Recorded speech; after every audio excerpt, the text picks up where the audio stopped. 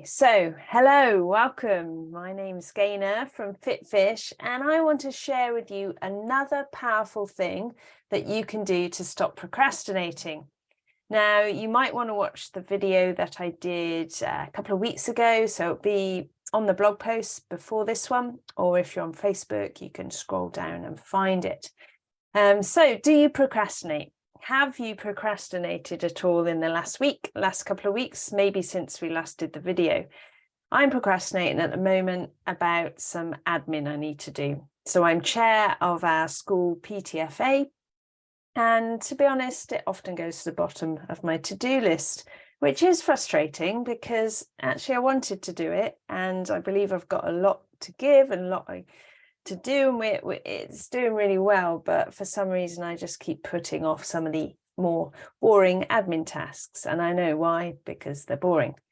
But I'm keen to improve on this so that I can be a better chair and we can raise more money, because the result of procrastination is usually lots of mental energy wasted, getting stressed, getting rushed, and compromising on other things because you've left this thing to the last minute. And you don't show up as a true version of yourself. It's only by studying now that I'm older, so I'm doing a master's, it's only by studying again that I realized how much time and mental energy I wasted when I was at university the first time round. So what are you doing at the moment? What are you procrastinating about?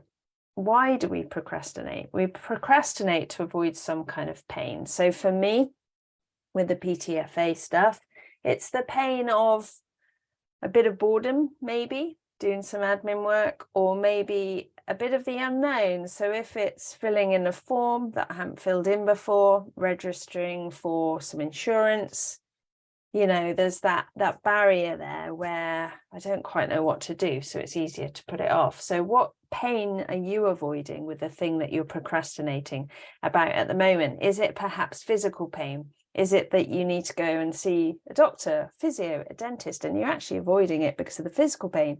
Is it that you know you need to be doing some work with your muscles because you're not doing any at the moment, but the thought of having aching muscles just doesn't appeal to you, so you're putting it off? Is it that you're frightened of looking silly? Is it like me sometimes that you're frightened of being bored, or that you have to work out something that's a bit difficult and challenging? What's the pain that you're trying to avoid? I'd love you to write that pain down. So last time we talked about making the pain greater of not doing the thing. So what happens is you eventually find that the pain of not doing the thing you're procrastinating about outweighs the pain of doing it. So you come up to a deadline. If you miss the deadline, the pain of missing that deadline is great, so you end up doing it. And that's why a lot of people leave things right until the last minute. So actually the pain of not doing it tips it over. So we talked about setting false deadlines, using apps, having some accountability. And we talked about letting people down. And so making yourself accountable means you're not just letting yourself down, but you're letting others down. In fact, just this second, before I started doing this, one of my PTFA committee members sent a message saying that she's secured some National Trust tickets for our raffle. And I wrote back, great to put on the tickets. I'm ordering them tomorrow. Committed to it. And for me, that kind of tactic works. And I often say I'll do things by a certain time. And in fact, even these videos, which are so easy to put off, sometimes they do go to the bottom of my to-do list. I don't know why, because I love doing them once I'm doing them. But I think pulling together the script and having to actually think about it is obviously a little bit painful, like it would be for anyone sometimes, but it's not a big thing at all. But to make myself do them, I tell you on Monday that I'm going to do them on Tuesday. And that's really, really helpful. And I'm speaking at an event on Saturday morning.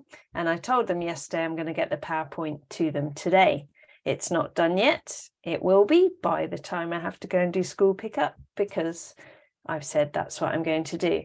So that's the pain angle. But how about looking at the other side of it, of making the task more pleasurable? So we're no longer concentrating on avoiding the pain, but we're thinking about, oh, actually it's more pleasurable to do it than not do it. The problem here is time inconsistency. So although the reward of doing something is great or can be great, our brain cannot always see into the future and see the pleasure and the reward. So when you're 21, thinking about your pension doesn't give your brain any kind of great satisfaction or reward. When you're 71, that might be a different story, but our brain can't look too far ahead at the reward. It can't feel it. It can't bring it through to the present.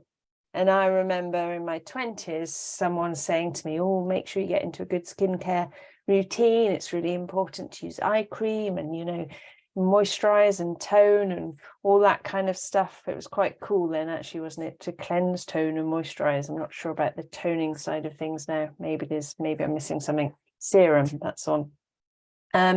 But anyway, I couldn't see into the future when I was 20 and think, oh yeah, I'll do that every day now because I'll appreciate it when I'm in my 40s. Now I'm in my 40s, I'm like, oh yeah, I'm starting to get wrinkles. It would have been quite good to start moisturizing properly when I was younger. But hey ho, my brain couldn't see the pleasure in it. And similarly with pensions, I put a lot of admin off because I can't see the pleasure. So we want our brain to feel and sense and see the immediate reward. So how can we do this? Well, we can do something that we call temptation bundling. So bundling a task that you don't want to do with a task you do want to do. So say you're putting off the ironing. So I don't iron much, but there is a little pile that gets ironed about once a year that grows steadily. And I know for me to do the ironing will take a promise to myself to say, you can watch this while you're doing the ironing, which I only can watch if I do the ironing. So you need to think about something you'll only let yourself do while you're doing the task that you're procrastinating about, or maybe just afterwards.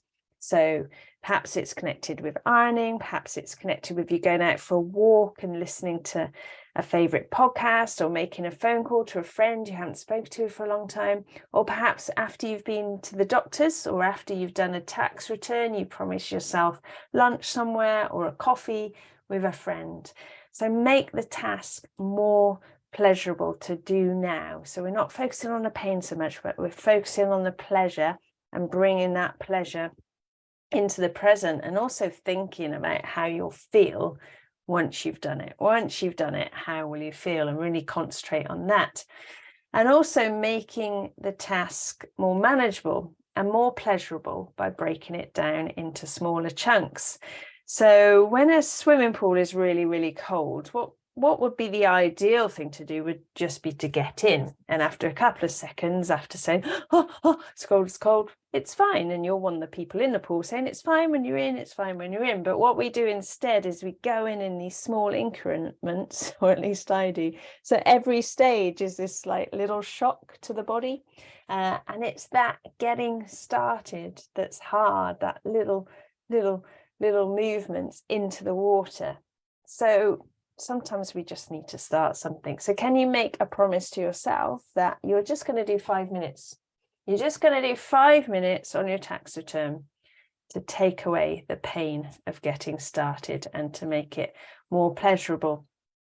Okay, so can you look at those techniques to help you with the thing you're procrastinating about at the moment? Can you temptation bundle it? What does that look like for you? And can you break it down into smaller tasks? What does that look like for you? I'd love to know. Do let us know what you're going to do differently, and let these techniques help you and hopefully eliminate your procrastination so that you can free up mental energy and time and be who you were meant to be. So do let me know, and I will speak to you soon. Take care. Bye.